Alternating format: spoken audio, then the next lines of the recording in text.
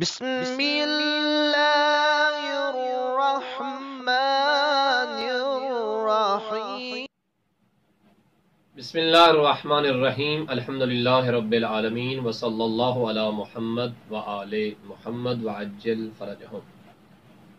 السلام علیکم ورحمۃ اللہ وبرکاتہ۔ یا علی مدد علیہ الصلاۃ والسلام۔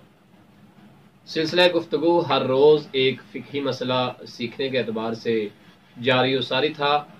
ہم مجتہد سے مراد کیا ہے وہ بتا چکے، تقلید کا معنی کیا ہے، کس کی تقلید کرنی ہے وہ بتا چکے۔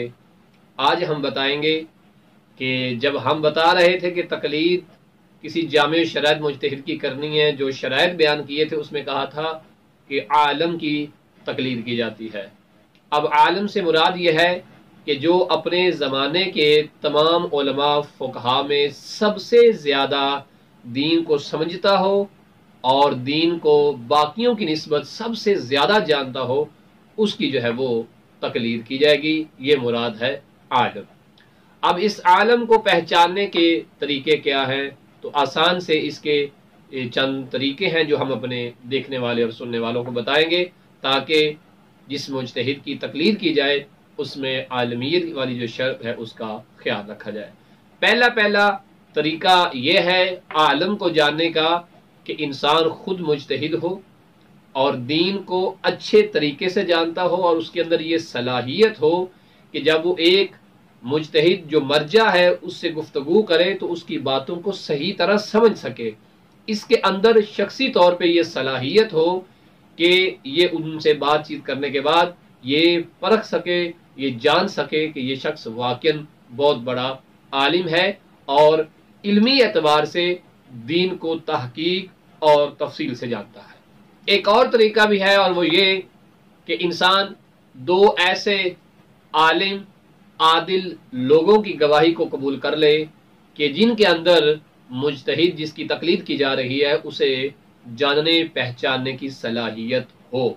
لیکن اس کے ساتھ یہ بات بھی یاد رہے کہ یہ دو شخص جو عالم اور عادل ہیں، جن کے اندر یہ صلاحیت اور قابلیت ہے کہ یہ مجتہد کو پرکھ سکتے ہیں، اس کا علمی معیار کیا ہے، وہ کس حد تک دین کو جانتا ہے، ان کے اندر یہ صلاحیت ہو، اور دو اور عالم اور عادل لوگ جو ہیں وہ ان کی تردید نہ کریں، تو ان کی بات پہ بھی یقین کر کے اس عالم مجتہد کی تقلید کی جا سکتی ہے۔